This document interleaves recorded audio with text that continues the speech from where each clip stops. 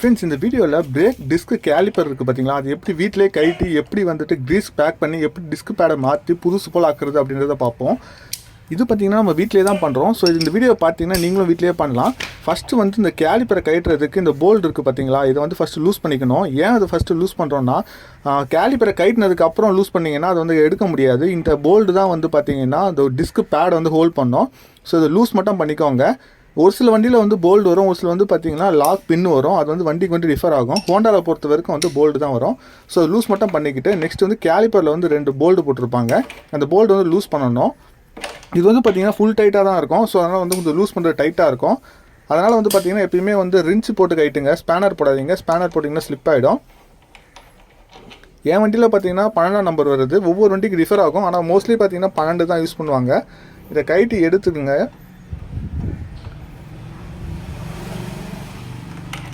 Next இது கைட்டினதுக்கப்புறம் பார்த்தீங்கன்னா calliper தனியாக வந்துடும். இப்போ பார்த்தீங்கன்னா கேலிப்பர் சப்போர்ட்டே இருக்காது. ஸோ லைட்டாக ஷேக் பண்ணி வெளியே எடுங்க. ஏன்னா வந்து பேட் வந்து பிடிச்சிட்டு இருக்கும் இது டிஸ்கில். ஸோ லைட்டாக ஷேக் பண்ண மாதிரி எடுத்திங்கன்னா வெளியே வந்துடும். இப்போ பார்த்தீங்கன்னா கேலிப்பர் வந்து தனியாக கையில் எடுத்துட்டோம். கேலிப்பர் பார்த்தீங்கன்னா எப்படி தான் இருக்கும். இந்த கேலிப்பர் பார்த்தீங்கன்னா மொத்தமாக அது 2 போல்டில் தான் நிற்கும். நெக்ஸ்ட்டு வந்து நம்ம லூஸ் பண்ண பார்த்தீங்களா போல்டு, இந்த போல்டு வந்து லூஸ் பண்ணி எடுத்துடணும். இது வெளியே எடுத்தால் தான் வந்து பிரேக் பேடை வந்து எடுக்கவே முடியும். இந்த போல்டு எதுக்காக போட்டிருப்பாங்கன்னா, பிரேக் பேடை வந்து ஹோல்ட் பண்ணுறது வந்து இந்த போல்டு தான். ஸோ வந்து இதை மறக்காமல் கைட்டி எடுத்துருங்க. எடுக்கும்போது லைட்டாக பிரேக் பேட் அழுத்தின மாதிரி கேட்டிங்கன்னா கொஞ்சம் லூஸாக வந்துடும். ஏன்னா வந்து பார்த்திங்கன்னா பிரேக் பேட் வந்து அழுத்தி பிடிச்சிட்டு இருக்கும் அந்த போல்டை. ஸோ அதனால் வந்து பிரேக் பேட் லைட்டாக அழுத்தணும். இப்போ பார்த்தீங்கன்னா பிரேக் பேட் வந்து தனியாக வந்துடும். அவ்வளோதான். பார்த்தீங்கன்னா தெரியும். இப்போ ஷேக் பண்ணாலே பாருங்கள் பிரேக் பேட் தனியாக வந்துடுது. என் வண்டியில் பார்த்தீங்கன்னா இருக்கிற பிரேக் பேட் வந்து நல்லா தான் இருக்குது. ஆனால் என்னென்னா வந்து இது டூப்ளிகேட்டு, ஒரிஜினல் கிடையாது. அப்போ வந்து லாக்டவுனில் வந்து அவசரத்துக்காக வாங்கி போட்டேன். இது வந்து பார்த்திங்கன்னா 150 ரூபா தான் அப்போ வாங்கி போடும்போது. அதனால் வந்து பார்த்திங்கன்னா பிரேக் வந்து நல்லா தான் இருக்கும். பட் ஆனால் வந்து பார்த்திங்கன்னா டிஸ்கை வந்து சீக்கிரமாக காலி பண்ணிவிடும். அதனால் வந்து பார்த்திங்கன்னா நான் ஒரிஜினலாக வாங்கி போட்டலான்னு சொல்லிட்டு கைட்டிட்டேன். ஸோ நெக்ஸ்ட் நம்ம வந்துட்டு வெறும் பேடை மட்டும் மாற்றினா அந்தளவுக்கு நல்லா இருக்காது. அதுக்கப்புறம் அந்த கேம் இருக்குது பார்த்தீங்களா, கேமில் வந்துட்டு க்ரீஸ் பேக் பண்ணால் இன்னும் வந்து சூப்பராக இருக்கும். ஒரு சில வண்டியில் பார்த்தீங்கன்னா வந்து அந்த பிஸ்டன் வந்து ஜாம் ஆகிடும். அதுக்கான ரீசன் பார்த்தீங்கன்னா உள்ள இருக்க ஆயில் சீல் போயிடும். என் வண்டியில் வந்து ஜாம் ஆகலை. அதனால் வந்து இப்போதைக்கு ஆயில் சீல் மாற்றலை. ஸோ அது கைட்டினதுக்கப்புறம் ஃபஸ்ட் ஆல் என்ன பண்ணோன்னா, உள்ளே இருக்க வந்து நல்லா தொடைங்க. ஏன்னா வந்து பார்த்திங்கன்னா பயங்கரமாக டஸ்ட் இருக்கும். ஏன்னா பிரேக் அடிக்க பார்த்திங்கன்னா பேடு தேயுது பார்த்தீங்களா, தேயிற டஸ்ட்டெல்லாம் வந்து உள்ளே தான் தங்கியிருக்கும்.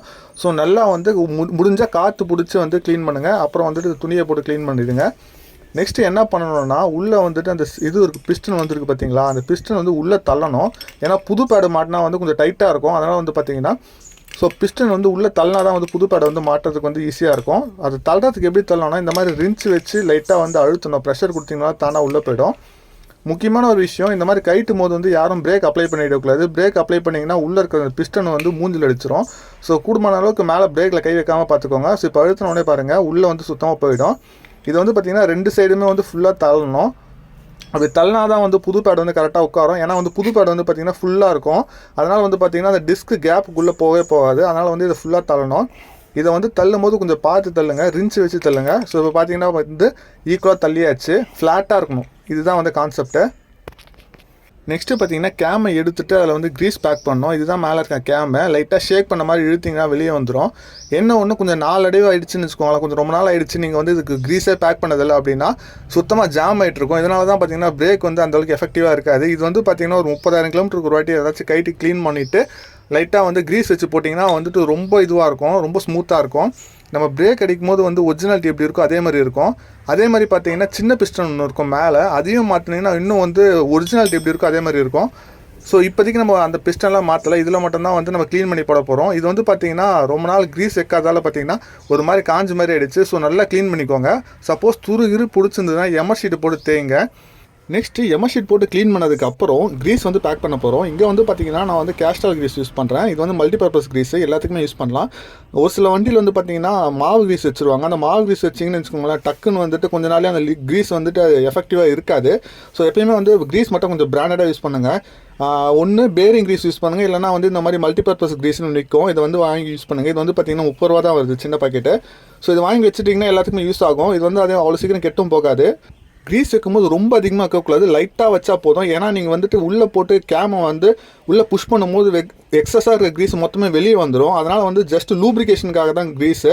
அதை வந்து ஃபுல்லாக போட்டு அழுத்தணும் அப்படின்றதெல்லாம் கிடையாது. நம்ம பேரிங்கு க்ரீஸ் வைக்கல, ஜஸ்ட் வந்து அந்த கேமுக்கு தான் வைக்கிறோம். இங்கே பாருங்கள், இந்த அளவுக்கு தான் வைக்கணும். அவ்வளோ தான், க்ரீஸ் வச்சாச்சு. இப்போ நெக்ஸ்ட் என்னென்னா, இந்த கேமை தூக்கி கேலிப்பரில் செட் பண்ண வேண்டியது தான். அதே மாதிரி ஒரு சில பேர் வந்து மறந்துடுவாங்க எப்படி எடுத்தோன்ட்டு. அது எடுக்கும்போது வந்து பார்த்துக்கோங்க எந்த சைடு வந்து பெருசு எந்த சைடு சின்னதுன்னுட்டு. சப்போஸ் அப்படி தெரியலன்னா ஃபோட்டோ எடுத்து வச்சுக்கோங்க, அப்போ தான் வந்து உங்களுக்கு வந்து யூஸ்ஃபுல்லாக இருக்கும். அவ்வளோதான். லைட்டாக இப்போ வந்து புஷ் பண்ணிங்கன்னா ரொம்ப ஃப்ரீயாக வரும். ஆனால் க்ரீஸ் வச்சுட்டோம்ல, அவ்வளோதான். இப்போ பாருங்கள், ஃபுல்லாக அழுத்தி விட்டுருங்க, அவ்வளோதான். க்ரீஸ் வைக்கிற வேலை முடிஞ்சு போச்சு. நெக்ஸ்ட்டு வந்து பிரேக் பேடை மட்டும் மாட்டிட்டா தூக்கி மாட்டிடலாம். பிரேக் பேட் வந்து மாட்டும் போது அதே டெக்னிக் தான். நம்ம பார்த்தீங்கன்னா ஹோண்டாவோட ஒரிஜினல் தான் வாங்கியிருக்கோம். இதோட ரேட்டு பார்த்தீங்கன்னா 451 வருது. நான் ஷோரூமில் தான் வாங்கினேன். நீங்களும் ஷோரூமில் வாங்கினீங்கன்னா ஒரிஜினாலிட்டி வந்து கரெக்டாக இருக்கும். கடையில் வாங்கினீங்கன்னா அந்தளவுக்கு ஒரிஜினல் இருக்குமான்னு தெரியல. ஏன்னா வந்து ஏற்கனவே டூப்ளிகேட் போட்டோம் பார்த்தீங்களா, அதிலே ஒரிஜினல் மாதிரி தான் இருந்துச்சு. ஆனால் அது 150 ரூபா தான். இது வந்து பாருங்கள் 450 ரூபா. பேடு வந்து பாருங்கள் அப்படியே தான் இருக்குது. இது வந்து கம்பெனி பேடு. நெக்ஸ்ட்டு வந்து மாட்டும் போது வந்து பார்த்தீங்கன்னா ஃபஸ்ட்டு வந்து சின்ன பேடை வந்து உள்ளே வைக்கணும். இது சப்போஸ் உங்களுக்கு மறந்துடுச்சுன்னா எடுக்கும் போதே எதையும் ஃபோட்டோ எடுத்து வச்சுக்கோங்க. இது வந்து பார்த்தீங்கன்னா கரெக்டாக சீட்டிங் ஆகிடும். அதனால் வந்து உங்களுக்கு பார்த்தாலே தெரியும். இங்கே பாருங்கள், நான் உள்ளே வைக்கிறேன், அவ்வளோதான், அப்படியே லாக் ஆகிடும். நெக்ஸ்ட் வந்து இந்த பெரிய பேடு. இந்த பெரிய பேடுக்கு வந்து வெளியே அந்த லிவரில் வந்து கரெக்டாக உட்காரும், அவ்வளோதான். வச்சிங்கன்னா கரெக்டாக வந்து உட்காந்துடும், அவ்வளோதான், முடிஞ்சிருச்சு. நெக்ஸ்ட் வந்து இந்த பேடை வந்து பிடிக்கிறதுக்காக அந்த போல்டு ஒன்று இருக்குது பார்த்தீங்களா, 8mm போல்டு, அந்த போல்டு வந்து போடணும், அவ்வளோதான். போல்டு வந்து ஃபுல் டைட் வைக்காதீங்க, ஏன்னா வந்து கையில் இங்கே ஃபுல் டைட் வைக்க முடியாது. ஒன்ஸ் கேலிப்பரை மாட்டினதுக்கப்புறம் ஃபுல் டைட் வச்சுக்கலாம். இப்போதைக்கு பேடை ஹோல்ட் பண்ணுற அளவுக்கு மட்டும் லைட்டாக டைட் வச்சுக்கோங்க, அவ்வளோதான், போதும். இப்போ பாருங்கள், இந்த அளவுக்கு வச்சிட்டிங்கனாலே போதும். ஜஸ்ட் வந்து பேட் வந்து நகராமல் ஷேக் ஆகாமல் இருக்கும்.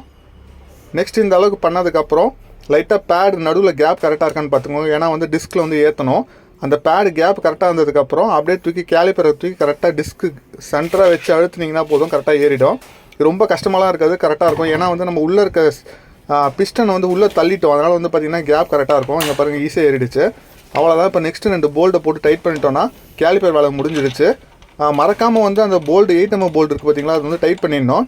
அதே மாதிரி கேலிப்பரை டைட் பண்ணும்போது இந்த போல்டு டைட் பண்ணி ஃபுல் டைட் வைக்கணும். சப்போஸ் லைட்டாக லூஸாக இருந்துச்சுன்னு வச்சுக்கோங்களேன், ரன்னிங்கில் பிரேக் அடிக்கும்போது டக்குன்னு சவுண்டு வரும். அதனால் வந்து எப்பயுமே கேலிப்பரோட போல்டு வந்து ஃபுல் டைட் பண்ணணும். மறக்காமல் ஃபுல் டைட் வைங்க. ரின்ச்சு போட்டு டைட் ஆகிங்க. ரின்ச்சு போட்டால் தான் வந்து கரெக்டாக ஸ்லிப் ஆகாமல் டைட் ஆகும். ஸ்பேனர் போட்டிங்கன்னா ஸ்லிப் ஆகிடும். ஸ்லிப் ஆகிடுச்சுன்னா கை அடிப்பறதுக்கு நிறைய சான்சஸ் இருக்குது.